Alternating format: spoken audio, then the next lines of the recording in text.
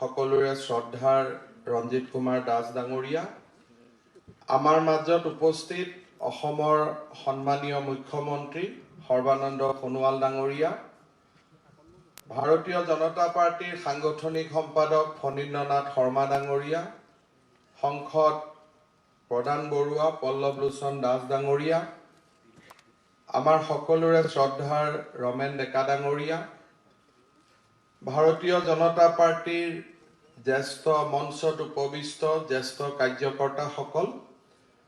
UBPৰ সভাপতি মিহিনেশ্বৰ বসুমতাৰী আৰু তেখেতৰ সতীৰ্থসকল আৰু ভাৰতীয় জনতা পাৰ্টিৰ কাৰ্যকৰ্তাসকল, আজিৰ দিনটো আমাৰ সকলোৰে বাবে এটা স্মৰণীয় দিন। অসমৰ জনজাতি লোকসকলৰ ভিতৰত যাক আমি সৰ্ববৃহৎ বুলি ক'ব খোজো, আমাৰ এটা ধাৰণা যে বড়ো লোকসকল BTR এৰিয়া বা BTC এৰিয়াতে থাকে, কিন্তু যিসকলে আমি অসমখনক দেখিছো তেওঁলোকে বুজি পায় যে জোনাইৰ পৰা ধুবুৰীলৈকে আৰু শদিয়াৰ পৰা ক'বলৈ গ'লে বৰাক উপত্যকালৈকে সকলো স্থানতে বড়ো জনগোষ্ঠীৰ লোক, কাৰ্বি আংলঙৰ পৰা ডিমা হাছাওলৈকে এই সমগ্ৰ অঞ্চলটোতে বড়ো জনগোষ্ঠীৰ লোক সিঁচৰিত হৈ আছে। অসমৰ ৰাজনৈতিক আৰু সামাজিক জীৱনত তেওঁলোকে অভূতপূৰ্ব বৰঙণি আগবঢ়াই আহিছে। বডোফা উপেন্দ্ৰনাথ ব্ৰহ্ম ডাঙৰীয়াৰ নেতৃত্বত যেতিয়া বড়ো আন্দোলন হৈছিলে, সেই সময়ত কোকৰাঝাৰ, ওদালগুৰি, চিৰাং, বাস্কাত যিদৰে বড়ো লোকসকল আন্দোলনত জঁপিয়াই পৰিছিল, সমগ্ৰ অসমতে এই বড়ো আন্দোলনৰ প্ৰতিধ্বনি হৈছিল অসমৰ বিভিন্ন স্থানত সিঁচৰিত হৈ থকা বড়ো জনগোষ্ঠীৰ লোকসকলৰ বাবে। আজি আমি গৌৰৱ অনুভৱ কৰোঁ যে BTR অঞ্চলৰ বাহিৰত এই বড়ো জনগোষ্ঠীৰ লোকসকলক UBPই প্ৰতিনিধিত্ব কৰি আহিছিল আৰু আজি এই সমগ্ৰ UBPৰ কাৰ্যকৰ্তাই ভাৰতীয় জনতা পাৰ্টিত যোগদান কৰিছে। ইয়াৰ ফলত ভাৰতীয় জনতা পাৰ্টিৰ সংগঠন স্বাভাৱিকভাৱে সক্ৰিয় হ'ল আৰু আমি সকলোৱে একলগ হৈ একেলগে কাম কৰাৰ এখন বহুত ডাঙৰ মঞ্চ আমি নিৰ্মাণ কৰিব পাৰিলোঁ। আপোনালোকে জানে যে ভাৰতীয় জনতা পাৰ্টি পণ্ডিত দীনদয়াল উপাধ্যায়, শ্যামা প্ৰসাদ মুখাৰ্জীৰ আদৰ্শৰে অন্ত্যোদয় আৰু সাংস্কৃতিক ৰাষ্ট্ৰবাদৰ মহামন্ত্ৰৰে দীক্ষিত এটা ৰাজনৈতিক দল। আমি বিশ্বাস কৰোঁ জাতি গঠনৰ প্ৰক্ৰিয়াত, আমি বিশ্বাস কৰোঁ ৰাষ্ট্ৰ নিৰ্মাণৰ প্ৰক্ৰিয়াত, আৰু সেইবাবে অসমৰ খিলঞ্জীয়া জাতিসত্তাসমূহৰ ৰক্ষণাবেক্ষণ, তেওঁলোকৰ সাংস্কৃতিকভাৱে তেওঁলোকৰ উত্তৰণ আৰু তেওঁলোকক একেলগে কাম কৰাৰ বাবে ভাৰতীয় জনতা পাৰ্টিয়ে সদায়ে আমি কাম কৰি আহিছোঁ। যোৱা কেইটামান দিনত মুখ্যমন্ত্ৰী সোণোৱাল ডাঙৰীয়াৰ নেতৃত্বত আমি কেইবাটাও অসমৰ জাতি গঠনৰ প্ৰক্ৰিয়াত কেইবাটাও গুৰুত্বপূৰ্ণ কাম আমি হাতত ল'বলৈ সক্ষম হৈছিলোঁ। গোৱালপাৰা জিলাত অবিভক্ত গোৱালপাৰা ধুবুৰী জিলাত নিশ্চিহ্ন হৈ যাব খোজা কোচ ৰাজবংশীসকলক একত্ৰিত কৰি কমতাপুৰ স্বায়ত্তশাসিত পৰিষদ বা অসমৰ আটাইতকৈ পুৰণি জনগোষ্ঠী মৰাণ মটকসকলৰ বাবে স্বায়ত্ত শাসনৰ ব্যৱস্থা আৰু বাকী স্বায়ত্তশাসিত পৰিষদসমূহকো সাংবিধানিক মৰ্যাদা প্ৰদানৰ ব্যৱস্থাৰে আমি অসমৰ খিলঞ্জীয়া জাতিসত্তাসমূহক ৰক্ষণাবেক্ষণ, তেওঁলোকৰ ভাষা সংস্কৃতিক আগুৱাই লৈ যোৱাৰ প্ৰয়াস আৰু প্ৰচেষ্টা কৰি আহিছিলোঁ। আজি প্ৰধানমন্ত্ৰী নৰেন্দ্ৰ মোদী ডাঙৰীয়াৰ নেতৃত্বত ৰাষ্ট্ৰীয় শিক্ষা নীতিৰ ঘোষণা হোৱাৰ লগে লগে আজি অসমৰ আৰু ভাৰতবৰ্ষৰ জনজাতীয় লোকসকলৰ হেৰাই যাব খোজা ভাষা, সংস্কৃতি আকৌ এবাৰ নতুনকৈ প্ৰাণ পোৱাৰ এটা ডাঙৰ পৰিৱেশ আহি পৰিছে। প্ৰধানমন্ত্ৰী মোদী ডাঙৰীয়াই সিদ্ধান্ত ল'লে যে পঞ্চম মানলৈকে সকলো ল'ৰা ছোৱালীয়ে নিজৰ মাতৃভাষাত শিক্ষা গ্ৰহণ কৰিব লাগিব। এই সিদ্ধান্তৰ লগে লগে অসমৰ ৰাভা, বড়ো, মিচিং আদি বিভিন্ন কাৰ্বি, ডিমাচা সৰু সৰু জাতি জনগোষ্ঠীসমূহৰ হেৰাই যাব খোজা ভাষা সংস্কৃতিয়ে আকৌ এবাৰ প্ৰাণ পাই উঠিব। মিহিনেশ্বৰ বসুমতাৰী ডাঙৰীয়াই বিটিয়াৰ অঞ্চলৰ বাহিৰত থকা বড়ো সংগ্ৰামখনৰ দীঘলীয়া ইতিহাসৰ কথা ব্যাখ্যা কৰিলে। আমি সকলোৱে জানো যে BSc চুক্তিয়ে হওক বা BTCৰ চুক্তিয়ে হওক, এই দুইখন চুক্তিতে বড়োলেণ্ডৰ বাহিৰত বাস কৰা বড়ো লোকসকলৰ বিষয়টো এক গুৰুত্ব সহকাৰে বিবেচনা কৰা নাছিল। কিন্তু প্ৰধানমন্ত্ৰী নৰেন্দ্ৰ মোদী ডাঙৰীয়াৰ নেতৃত্বত, গৃহমন্ত্ৰী অমিত শ্বাহ ডাঙৰীয়াৰ নেতৃত্বত যেতিয়া নতুনকৈ বড়ো চুক্তি গঠন কৰা হ'ল, আমি সিদ্ধান্ত লৈছিলো যে কেৱল মাত্ৰ বিটিআৰৰ ভিতৰত থকা বড়োসকল নহয়, বিটিআৰৰ বাহিৰত থকা বড়োসকলৰো আমি ৰাজনৈতিক অধিকাৰক সুৰক্ষিত কৰিম। যোৱাকালি সোণোৱাল ডাঙৰীয়াই কৈছে, মোক টেলিফোনত আমি হাঁহি হাঁহি কথা পাতিছিলো যে পৃথিৱীত এনেকুৱা কোনো চুক্তি হোৱা নাই যি চুক্তি ইমান তৎকালীনভাৱে কাৰ্যকৰী কৰা হয়। আজি মোদী ডাঙৰীয়াই মাত্ৰ কেইটামান দিন আগতে অমিত শ্বাহ ডাঙৰীয়াই বিটিআৰ চুক্তিত স্বাক্ষৰ কৰিছিল। কৰোনা ভাইৰাছৰ সময়ছোৱাক যদি বাদ দিয়ে তেতিয়াহ'লে আপোনালোকে দেখা পাব মাত্ৰ কেইটামান দিনৰ ভিতৰতে আমি বড়ো চুক্তিৰ বহু কেইটা কাৰ্যসূচী আগুৱাই লৈ যাব পাৰিলো। আজি প্ৰথমবাৰৰ বাবে আমি গৌৰৱ অনুভৱ কৰোঁ যে ভাৰতৰ বুকুত এই যিখন পূৰ্ব দেশত সূৰ্য উঠা অসম দেশ আছে, এই অসম ৰাজ্যখনক বিভিন্ন কাৰণত, ৰাজনৈতিক কাৰণত ইয়াৰ পৰা আঁতৰি যোৱাৰ এক পৃথক ভাৱে আঁতৰি যোৱাৰ প্ৰৱণতা গঢ় লৈ উঠিছিল। অসমীয়া বড়োসকলৰ মাজত সংবাদ হেৰাই গৈছিল, অসমীয়া মিচিংসকলৰ মাজত সংবাদ হেৰাই গৈছিল আৰু মূল খুঁটিৰ অসমীয়া মানুহখিনিৰ লগত জনজাতীয় লোকসকলৰ আস্থা কমি কমি গৈ আছিল। কিন্তু ভাৰতীয় জনতা পাৰ্টিৰ নেতৃত্বত আমি এই জনজাতীয় লোকসকলক মূল খুঁটিলৈ লৈ আহি অসমীয়া জাতিটোক আমি আৰু আমাৰ অসমখনক কোনো কাৰণতে বিভক্ত নকৰাৰ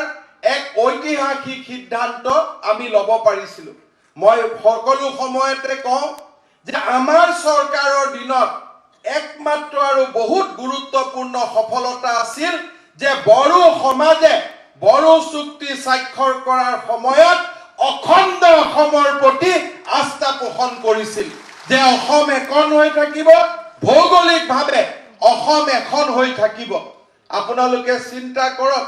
উপেন ব্ৰহ্ম ডাঙৰীয়াৰ নেতৃত্বত যি পৃথক বড়োলেণ্ডৰ কাৰণে শ শ বড়ো ৰাইজে প্ৰাণ আহুতি দিছিল, শ শ লোকে মৃত্যুক বৰণ কৰিছিল, সশস্ত্ৰ সংগ্ৰামৰ ৰাস্তাৰে কত লোকে জীৱন পৰিয়ালৰ পৰা বিচ্ছিন্ন হৈ পৰিছিল, সেই সমাজখনক অসমৰ লগত থাকিব বুলি গ্ৰহণ কৰা সিদ্ধান্ত কিমান ডাঙৰ সিদ্ধান্ত আছিল, সেই কথা অসমৰ ৰাইজে অলপ হলেও চিন্তা কৰিলে বুজি পাব যে কিমান ডাঙৰ সিদ্ধান্ত বিজেপিৰ নেতৃত্বত আমি ল'ব পাৰিছিলো। আজি মোদী ডাঙৰীয়া, অমিত শ্বাহ ডাঙৰীয়া আৰু সোণোৱাল ডাঙৰীয়াৰ চৰকাৰৰ দিনত যি কেইটা আমাৰ ডাঙৰ কাম হ'ল, তাৰ ভিতৰত অসমখনক একত্ৰিত কৰাৰ আমি যি সংকল্প ল'ব পাৰিছিলো, এই বিটিআৰ চুক্তিৰ জৰিয়তে য'ত আপচুৱে চহী কৰিছিল, UPFয়ে চহী কৰিছিল, NDFBৰ গোটেই কেইটা সংগঠনে চহী কৰিছিল, মই ভাবো যোৱা 5 বছৰৰ অসমৰ ৰাজনৈতিক ইতিহাসত জাতি গঠনৰ কাৰণে, জাতি মাটি ভেটি ৰক্ষাৰ কাৰণে সেইটোৱে আছিল সৰ্বশ্ৰেষ্ঠ সিদ্ধান্ত। আৰু এনেকুৱা এটা ঐতিহাসিক সিদ্ধান্ত বড়ো জনগোষ্ঠীয়ে গ্ৰহণ কৰাৰ পিছত আমাৰ দায়িত্ব বহুত বাঢ়ি যায়। আজি সেইকাৰণে আমি সিদ্ধান্ত লৈছিলো যে আমি বড়ো চুক্তিক আখৰে আখৰে পালন কৰিম। আজি আমি বড়ো চুক্তি গঠন হোৱাৰ কেইদিনমান পিছতে আমি বিটিআৰ কমিশন আৰম্ভ কৰিলো। পিপি বাৰ্মাৰ নেতৃত্বত আজি বিটিআৰ কমিশন আৰম্ভ হ'ল। কোনোবা লোক যদি বড়োলেণ্ডৰ পৰা গাঁও বাহিৰত ওলাই যাব খোজে তেওঁলোকে আবেদন কৰিব পাৰিব। কোনোবা যদি সোমাব খোজে তেওঁলোকে আবেদন কৰিব পাৰিব। আৰু সমিল মিলৰ মাজেৰে আমি নতুনকৈ এখন বড়োলেণ্ড নিৰ্মাণ কৰিম, য'ত কেৱল মাত্ৰ এনেকুৱা লোকে বাস কৰিব যিসকলে বড়োলেণ্ডত থাকিব খোজে। যিসকলে বড়োলেণ্ডত থাকিব নোখোজে তেওঁলোকক আমি জোৰ কৰি বড়োলেণ্ডত নাৰাখো। কিন্তু যিসকলে বড়োলেণ্ডত সোমাব খোজে তেওঁলোককো আমি বাধা দিব নোখোজো, তেওঁলোকে বড়োলেণ্ডত সোমাব পাৰিব। তেনেকুৱা এক ব্যৱস্থাৰে আজি আমি সমিল মিলৰ মাজেৰে বিটিআৰ কমিশন আৰম্ভ কৰিলো। বড়ো চুক্তি স্বাক্ষৰ হোৱাৰ পিছতে বড়ো ভাষাৰ বাবে পৃথক সঞ্চালকালয় নিৰ্মাণ হ'ল। আৰু এই সময়ছোৱাৰ ভিতৰতে বড়োলেণ্ড আৰু বড়ো অধ্যুষিত অঞ্চলবিলাকৰ সকলো বিদ্যালয় প্ৰাদেশিকৰণৰ বাবে নতুনকৈ নীতি নিৰ্ধাৰণৰ বাবে কমিটি নিৰ্মাণ কৰা হ'ল। তাৰ লগে লগে আমি আগুৱাই গলো আৰু যোৱা পৰহি দিনাৰ কেবিনেটত আমি ঐতিহাসিক সিদ্ধান্ত ললো যে সমগ্ৰ অসমতে এতিয়াৰ পৰা বড়ো ভাষা অসমৰ সহযোগী ভাষা হিচাপে স্বীকৃতি পাব। তাৰ পিছত আমি আৰু আগুৱালো। আমি বড়ো চুক্তিৰ সময়ত আমি প্ৰতিশ্ৰুতি দিছিলো যে ৰাজনৈতিক অধিকাৰ বিটিআৰত বাস কৰি থকা বড়োসকলৰ বাবে নহয়, বিটিআৰৰ বাহিৰত থকা বড়োসকলৰ বাবেও ৰাজনৈতিক অধিকাৰ থাকিব লাগিব। আমাৰ কেবিনেটে সিদ্ধান্ত ললে অধিসূচনাৰ জৰিয়তে যে Bodo Kachari welfare autonomous council নিৰ্মাণ কৰা হ'ব। আৰু ৰাজ্যপালৰ চহীৰ লগে লগে মহামহিম ৰাজ্যপাল ডাঙৰীয়াৰ চহীৰ লগে লগে আজি ইউপিপিঅ বড়ো কছাৰী ৱেলফেয়াৰ অট'নমাছ কাউন্সিলৰ সপোন দেখিছিল, সেই সপোন বাস্তৱত পৰিণত হ'ব। আৰু আজি আমি সকলো সাংবিধানিক প্ৰক্ৰিয়া সমাপ্ত কৰিলো। এতিয়া আমি গাঁও বাচিব লাগে, গাঁও নিৰ্বাচন কৰিব লাগে সমিল মিলৰ মাজেৰে, আৰু আমি Bodo Kachari welfare autonomous council নিৰ্মাণ কৰিব লাগে। আমাৰ মনত আছে যে কাৰ্বি আলঙৰ বড়োসকলৰ বাবেও বড়ো চুক্তিত প্ৰতিশ্ৰুতি আছে, আৰু এই সকলো প্ৰতিশ্ৰুতি আমি ৰূপায়ণৰ বাবে সংকল্পবদ্ধ। শ্ৰদ্ধাৰ ৰাইজ, আজিৰ দিনটো আমাৰ বাবে ঐতিহাসিক দিন। ৰঞ্জিত দাস ডাঙৰীয়াৰ নেতৃত্বত ভাৰতীয় জনতা পাৰ্টিৰ এটাই সপোন আছে যে মূল খুঁটিৰ লগত অসমৰ জনজাতীয় লোকসকল আৰু ভাৰতক নিজৰ মাতৃ বুলি জ্ঞান কৰা আমি সকলো লোক ৰাজনৈতিকভাৱে একত্ৰিত হ'ব লাগে। মই প্ৰায়ে কওঁ যে আজি আপোনালোকে দেখিছে যে কি ধৰণে গোৱালপাৰা ধুবুৰী জিলাত আমাৰ কোচ ৰাজবংশী লোকসকলে সকলো ৰাজনৈতিক অধিকাৰ হেৰুৱাই পেলালে। আজি আপোনালোকে বিটিচি সময়ত দেখিছে যে আজি এনেকুৱা এটা পৰিৱেশ হৈছে যে ক'ব নোৱাৰাকৈও আমাৰ বহু বড়ো আন্দোলনৰ নেতৃত্বয়ো ভোটৰ কাৰণে আজমলৰ লগত কথা পাতিবলগীয়া পৰিৱেশ হৈছে। আজি এনেকুৱা এটা পৰিৱেশ হৈছে যে দৰং জিলাৰ ওদালগুৰি জিলাৰ বহু সমষ্টি আজি আমি লাহে লাহে হেৰুৱাই পেলাইছো। আজি নগাঁও মৰিগাঁও এই সমগ্ৰ মধ্য অসমত বড়ো জনগোষ্ঠীৰ লোকসকল নিশ্চিহ্ন হোৱাৰ লগে লগে আমাৰ অসমীয়া মূলসুঁতিৰ লোকেও ৰাজনৈতিক অধিকাৰ হেৰুৱাই পেলাইছে। আৰু আমাৰ মূলসুঁতিৰ বুদ্ধিজীৱীসকলৰ কথাও, একাংশ বুদ্ধিজীৱীৰ কথাও আমি আলোচনাৰ মাজলৈ আনিব লাগিব। আপোনালোকে জানে যে মেট্ৰিক ভাষাৰ প্ৰশ্ন কাকত আমি 3টা ভাষাত ছপাওঁ, পাঠ্যপুথি আমি 3টা ভাষাত ছপাওঁ, বড়ো, বঙালী, অসমীয়া বিভিন্ন ভাষাত আমি ছপাব লাগে। কেতিয়াবা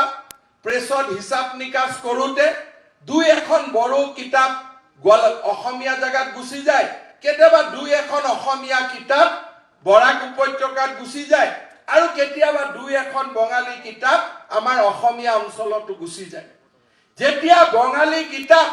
অসমীয়া অঞ্চলত গুচি যায়, আমাৰ গোটেই কেইখন পেপাৰত হেডলাইন হয় যে বঙালী ভাষা চৰকাৰে জাপি দিলে আসলতে সেইবিলাক প্ৰিন্টিঙত ভুল বাইন্ডিঙত ভুল কেতিয়াবা ইফাল ইফাল কৰোতে 68 লাখ কিতাপ যেতিয়া আমি পেকেট কৰো দুই এটা ভুল হোৱাটো স্বাভাৱিক আমি মানি লওঁ তৎকালীনভাৱে আমি ব্যৱস্থা গ্ৰহণ কৰো আৰু আমি ভুল হলে ভুল স্বীকাৰ কৰো কিন্তু আপোনালোকে চিন্তা কৰক যোৱা কালি পৰহিৰ পৰা বদৰুদ্দিন আজমল ডাঙৰীয়াৰ সভাত উৰ্দু ভাষা আৰবিক ভাষাৰ অবাধ ব্যৱহাৰ কৰা হৈছে কিন্তু কোনো অসমৰ নেতৃস্থানীয় বুদ্ধিজীৱীয়ে বাতৰি কাকতত টিভিত গৈ প্ৰতিবাদ কৰা নাই যে এই ভাষা ক'ৰ পৰা আহিলে এই ভাষা কেনেকৈ আমাৰ অসমৰ ৰাজনৈতিক ইতিহাসত আৰম্ভ হ'ল তাৰ মানে আপোনালোকে চিন্তা কৰক যে এছাম লোকে আৰবীৰ ওচৰত আত্মসমৰ্পণ কৰিছে এছাম লোকে ভাবে যে বড়ো ভাষা প্ৰদান কৰা ভুল অসমীয়া বঙালী ভাষাৰ কাৰণে ভুল বৰাকত ভুলত অসমীয়া কিতাপ এখন গলে বৰাকৰ বঙালী মানুহে বেয়া পায় কৰবাত অসমীয়া মাজুলীত যদি এখন বঙালী কিতাপ ভুলতে যায় আমাৰ অসমীয়া মানুহে বেয়া পায় কোকৰাঝাৰৰ যদি বড়ো স্কুলত কিবা কৰি এখন অসমীয়া কিতাপ যায় আমাৰ মানুহৰ খং উঠে কিন্তু সেইখন অসমতে আজি বদৰুদ্দিন আজমল ডাঙৰীয়াৰ নেতৃত্বত নিলজ্জভাৱে উৰ্দু আৰবিক ভাষাৰ প্ৰচলন হৈছে আমি কিন্তু প্ৰতিবাদ কৰিবলৈ সাহস কৰা নাই আজি আমাৰ জাতিটোক আমাৰ নিজৰ ভিতৰত কাজিয়া লগাই আজি আমাৰ জাতিটোক শেষ কৰি দিয়াৰ ষড়যন্ত্ৰ হৈছে বড়ো ৰাভাৰ সংঘাত কাৰ্বি ডিমাছাৰ সংঘাত অসমীয়া বড়োৰ সংঘাত অসমীয়া বঙালীৰ সংঘাত হিন্দী ভাষীৰ লগত আমাৰ মিচিঙৰ সংঘাত আৰু আমি একেলগে কাজিয়া কৰি বহি আছো বিবৃতি দি আছো কিবা কিবি কৰি আছো লাহে লাহে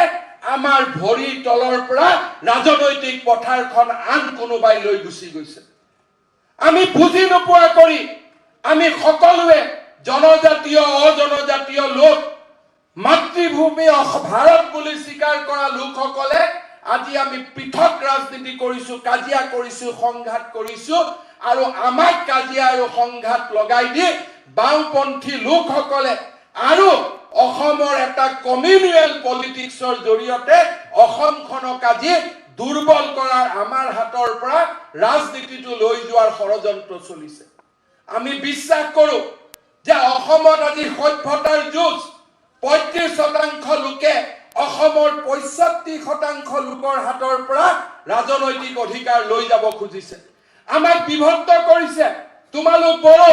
তোমালোক মিচিং তোমালোক বামুণ তোমালোক কলিতা তোমালোক মৰাণ তোমালোক মটক তোমালোক আদিবাসী তোমালোক চাহ জনগোষ্ঠী আৰু আমি নিজৰ ভিতৰত সংগ্ৰাম কৰিছো আৰু 10 বছৰ পিছত দিছপুৰৰ মুখ্যমন্ত্ৰীৰ আসনত বহি বদৰুদ্দিন আজমলৰ দৰে কোনোবা ব্যক্তিয়ে সিদ্ধান্ত ল'ব যে বড়োক এয়া দিম মিচিঙক এয়া দিম অসমীয়াক এয়া দিম বঙালীক এয়া দিম হিন্দী ভাষীক এয়া দিম মাৰোৱাৰীক এয়া দিম সেই দিনটো আমি দেখা পাব লাগিব যি দিনলৈকে আজি আমি গৈ আছো সেই দিনটো যদি আমি দেখা পাব নালাগে আমি 65% লোক একত্ৰিত হ'ব লাগিব আমি নতুন দিনৰ কথা চিন্তা কৰিব লাগিব যেতিয়া বড়ো ভাষাক আমি সহযোগী ৰাজ্যিক ভাষাৰ মৰ্যাদা দিও অসমীয়া লোকেও আনন্দ পাব লাগিব আৰু অসমীয়া ভাষাক যেতিয়া আমি কওঁ যে বিটিআৰ অঞ্চলৰ সাইনবোৰ্ডত অসমীয়াও লিখিব বড়োও লিখিব ইংৰাজীও লিখিব তেতিয়া বড়ো লোক এজনে গৈ অসমীয়াতে সাইনবোৰ্ড লিখিব লাগে আৰু অসমীয়া লোক এজনে আহি বড়ো ভাষাত সাইনবোৰ্ড লিখিব লাগে তেনেকুৱা এখন সমাজ আমি নিৰ্মাণ কৰিব খুজো অসমীয়া গামোচা বড়ো লোকসকলে পিন্ধিব লাগে আৰু বড়ো লোকসকলৰ আৰনাই আমি মূলসুঁতি লোকসকলে পিন্ধিব লাগে তেতিয়াহে আমি জাতি গঠনৰ ফালে আমি আগুৱাই যাব পাৰিম আমি যদি ভাবো যে আমি পৃথক আমি অকলে থাকিম আমি কোনো অকলে থাকিব নোৱাৰো অসমৰ ৰাজনীতি আৰু তেনেকে নাই কোনো অকলে থাকিব নোৱাৰে অকলে থাকাৰ দিন পাৰ হৈ গল যেতিয়া দেউতাকৰ মৃত্যুৰ সময় হয় 5টা ল'ৰা ছোৱালীয়ে যিমানে মাটিবাৰীৰ কাজিয়া নাথাকক কিয় দেউতাকৰ মৃতদেহৰ কাষত নৰিয়া পাতিত একেলগে থিয় দিয়ে আজি মোৰ অসম মাতৃ ভাৰত মাতৃ আজি অসমত মৃত্যুৰ দুৱাৰ দলিত আগবাঢ়িছে কোনোবা লোকে আমাক আগ্ৰাসন কৰিব খুজিছে আৰু এই ভাৰত মাতৃক অসম মাতৃক জীয়াই ৰাখিবলৈ বড়ো কছাৰী বামুণ কলিতা খুজুৰ ৰাভা ডিমাছা গোৰ্খা নেপালী অসমীয়া আমি সকলোৱে লগ হৈ বৃহত্তৰভাৱে একেলগে কাম কৰিব লাগিব যাতে আমি ভাৰতখনক অসমখনক ৰক্ষা কৰিব পাৰো আৰু তাকে কৰিব যাওঁতে আমি ইজনে সিজনৰ কথা বুজিব লাগিব বড়ো লোকসকলে যেতিয়া স্বায়ত্ত শাসন বিচাৰে জনাই মিচিং লোকসকলে বুজিব লাগিব যে তাৰ প্ৰয়োজনীয়তা আছে আৰু যেতিয়া মিচিং লোকসকলে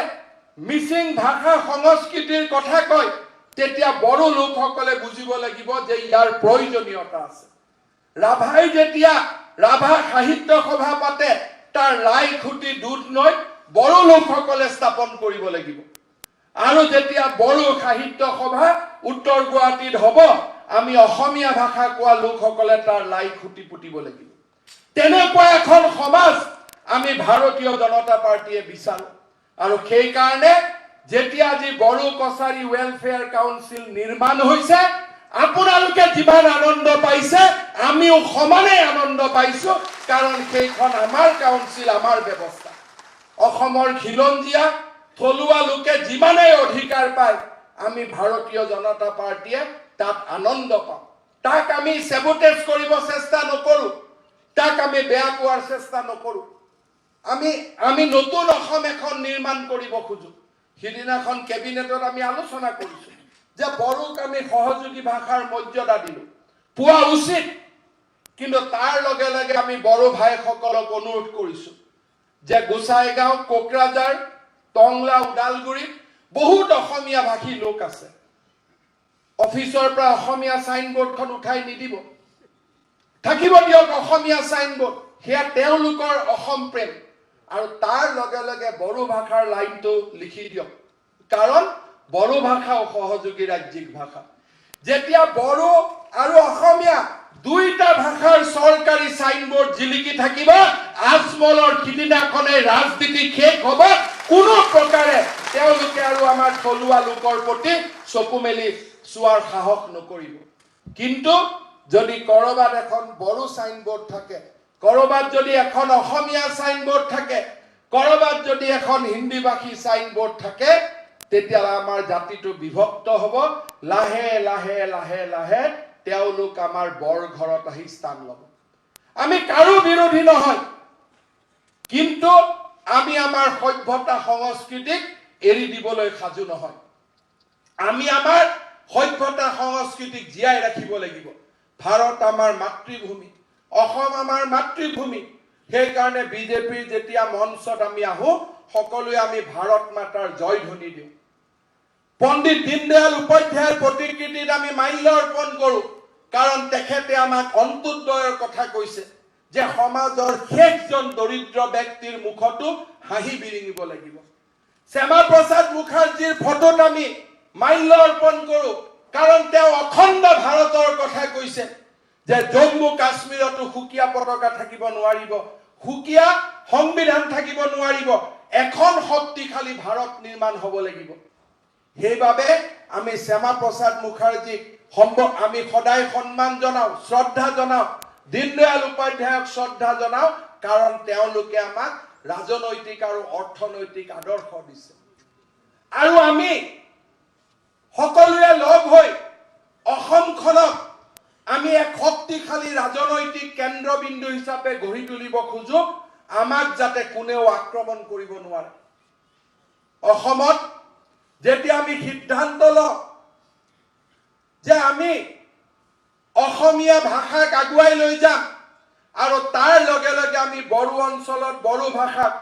বৰাক উপত্যকাত বঙালী ভাষাক তাত আমি কাৰো মান আৰু অভিমানত আক্ৰমণ নকৰো কিন্তু আমি যদি এনেকে 20 বছৰ যদি পাৰ কৰি দিও এটা দিন আহিব অসমৰ মাতৃভাষাও কোনোবাই আৰবিকলৈকে ৰূপান্তৰ কৰিব যে স্কুলত গলেও আৰবিক পঢ়িব লাগিব উৰ্দু পঢ়িব লাগিব তেনেকুৱা দিন অহাৰ আগতে আমি একত্ৰিত হ'ব লাগিব আপোনালোক আজি ভাৰতীয় জনতা পাৰ্টিত যোগদান কৰিছে বড়ো লোকসকলৰ স্বায়ত্ত শাসনেই হওক অৰ্থনৈতিক ৰাজনৈতিক অধিকাৰ সুৰক্ষিত কৰাই হওক এই আজিৰ পৰা অকল আপোনালোকৰ দায়িত্ব নহয়, এই আজিৰ পৰা ভাৰতীয় জনতা পাৰ্টিৰো দায়িত্ব। কিন্তু তাৰ লগে লগে মই আপোনালোকক আহ্বান জনাম যে আপোনালোক বড়ো জনগোষ্ঠীৰ নেতা নহয়, আপোনালোক অকল বড়ো জনগোষ্ঠীৰ নেতা নহয়, আজিৰ পৰা আপোনালোক একোজন সমগ্ৰ অসমৰে নেতা, অসমৰ ৰাজনৈতিক ভাৰতীয় জনতা পাৰ্টিৰ একোগৰাকী গৌৰৱী কাৰ্যকৰ্তা, গৌৰৱী সেনানী। আমাৰ দলৰ সকলো কাৰ্যসূচীত যোগদান কৰিব। আপোনালোক আগবাঢ়ি আহিব, আমি আপোনালোকৰ ওচৰত যাম। বড়ো অট'নমাছ কাউন্সিল হ'ব, সেই বিষয়টো সামৰণি মাৰিছে, সফল সামৰণি মাৰিছে। নিৰ্বাচন হ'ব, আগুৱাই লৈ গৈ থাকিব। কিন্তু তাৰ লগে লগে আমি ভাৰতীয় জনতা পাৰ্টিকো শক্তিশালী কৰিব লাগিব। অকল এটা উদ্দেশ্যৰে আমি ভাৰতীয় জনতা পাৰ্টিত যোগদান কৰা নাই,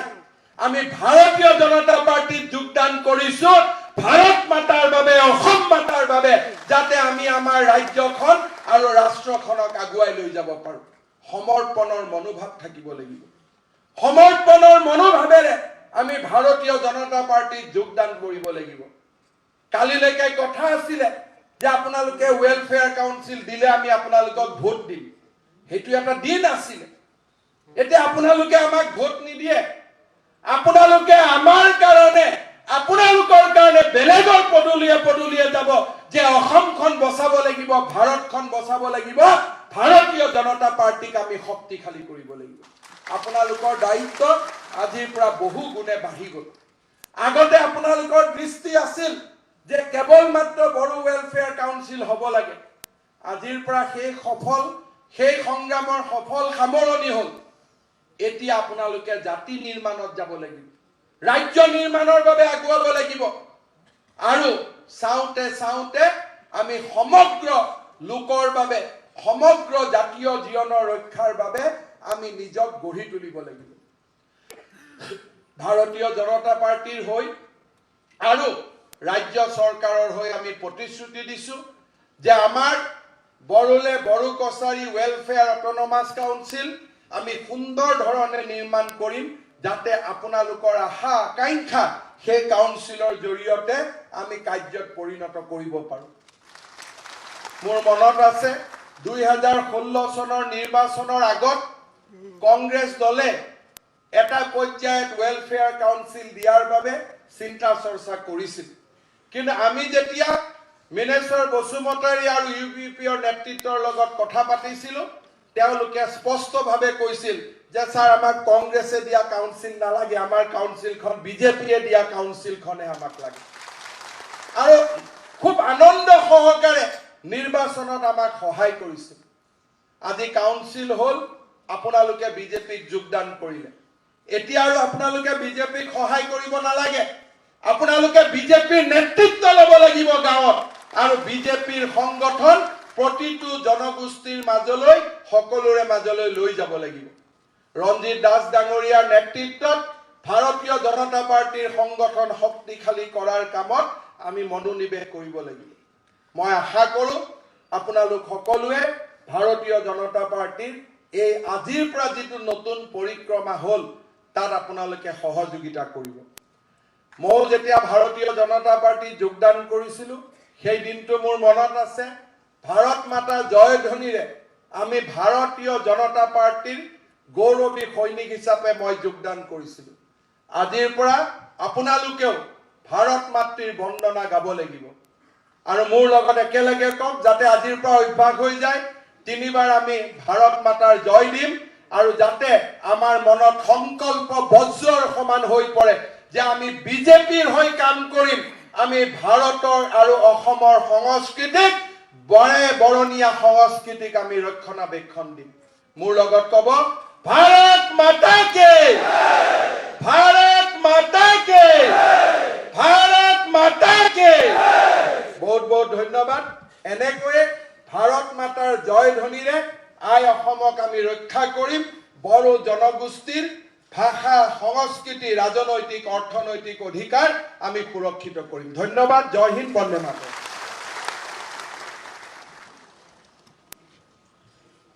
আমাৰ